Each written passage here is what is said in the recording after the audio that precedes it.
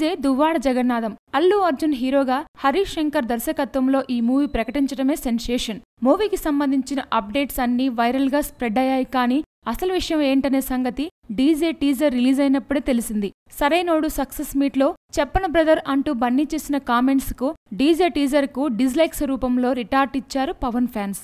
ఆ మధ్య cinema songs కి సిద్ధం కావాలంటూ హరీష్ శంకర్ ఓ ట్వీట్ పెడితే మేం డిస్లైక్స్ కి రెడీ అంటూ పవన్ ఫ్యాన్స్ ట్విట్టర్ సాక్షిగానే చెప్పారు.